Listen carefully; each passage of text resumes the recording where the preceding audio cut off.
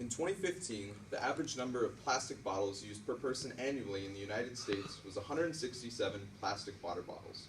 And together this adds up to be roughly 30 billion bottles being sold annually in the US alone, according to the International Bottled Water Association. As a young adolescent in the suburbs of Minneapolis, I grew up somewhat relatively poor compared to my friends. I fondly remember spending long days at my grandparents' house, playing outside in the sunshine and the warm summer air. The other thing I remember about my grandparents' house is how god-awful their tap water tasted, and how I seemed to usually be drinking bottled water. What I didn't know then, but do know now, is why bottled water is much worse than the tap water. How many people here have found themselves drinking out of a disposable water bottle? Now again, how many people can say that they made sure to properly recycle each and every bottle? The production and sale of bottled water should be outlawed because they leach harmful chemicals, are inefficient to create and recycle, and they pollute the environment. First, let's look at the leaching of dangerous chemicals from plastic water bottles and why it's bad for the average consumer. Plastic bottles leach harmful chemicals into their contents. This is due to what the plastic bottles are made out of, the material, polyethylene terephthalate, or PET.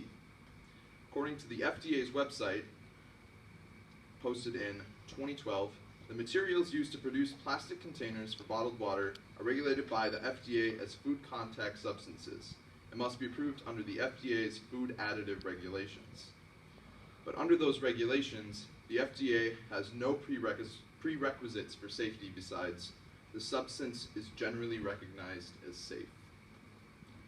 According to an article published in 2011 in the Environmental Health Perspectives by Chunzi Yang, plastic bottles of PET release chemicals that act like the sex hormone estrogen. This is a problem, especially for children. The National Toxicology Program says that it has some concern about potential exposures to the brains and prostate glands of fetuses, infants, and children from the chemicals found leaching from these plastics. An article published in the Italian Journal of Food and Science reported the findings of a study done on the leaching of chemicals from PET plastic. It took place over 5 months and showed slowly rising levels as the bottles leached into the water. By the end, levels had quadrupled from what they were in the beginning.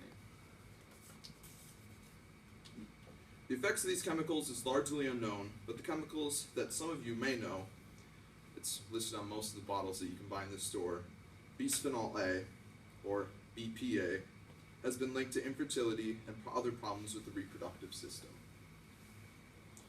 Now that I've talked about how plastic bottles leach chemicals, I will turn to how they're ineffective to create and recycle.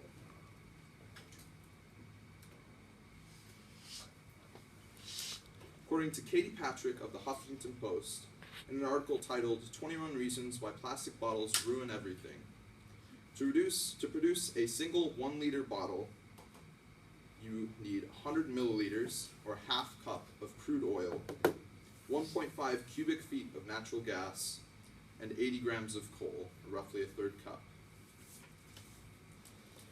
Andrew Postman of the Natural Resources Defense Council says that to recycle a bottle, 80% of the energy used to make that bottle with those resources must be once again used to recycle it.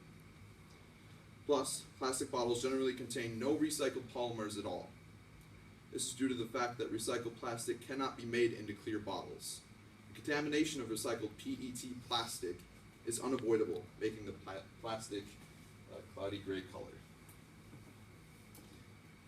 According to the documentary Tap, directed by Stephanie Schodig, plastic can usually be recycled into another item only once. The contamination difficulties mean that plastic bottles are downcycled, as they say, into lower grade plastics, plumbing, tubing, or polyester fabrics. Some think the ultimate solution is to burn plastic bottle waste, but this becomes irrational because it only creates more waste in the form of residue ash and releases much more toxic fumes. Ultimately, the market for recycled plastics is simply not big enough to economically supply plastic recycling programs. They cost as much as 5 times what it costs to develop or dump into a landfill. We pay for this through our taxes. Plastic bottles come at a great cost to make and an even greater cost to reuse.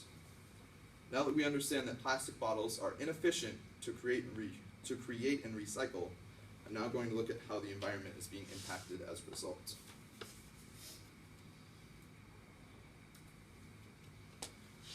Waterways of America have been decreasing the amount of industrial waste pollution, but according to Josephine Marcotti of Star Tribune, posted September 21st, 2016, microscopic fibers and pieces of PET plastic are accumulating at the bottom of the Mississippi River in the Twin Cities metro area, leading to more effects as close as Wabasha, Minnesota, which is just 33 miles upstream from Winona.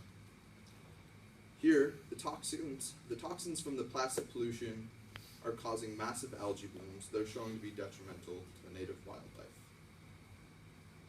According to Austin Baldwin, a hydrologist with the U.S. Geological Survey, there have been documented effects on reproduction growth, hatching rates, and liver toxicity from this plastic pollution. The plastic bottle industry also creates adverse effects on the atmosphere. When plastic is created, recycled, or incinerated, it may release toxic chemicals called dioxins, a key contributor to the greenhouse effect. Today I've talked about why the production and sale of bottled water should be outlawed, because it leaches chemicals into their contents and causes horrible health effects. It's inefficient to create and recycle, usually ending up to be more harmful when being recycled and cost the taxpayer a lot more money, and because they pollute the environment, as seen in Wabasha, Minnesota. And I'll challenge you to take charge and use a reusable water bottle. Save money, stay healthy, and be happy.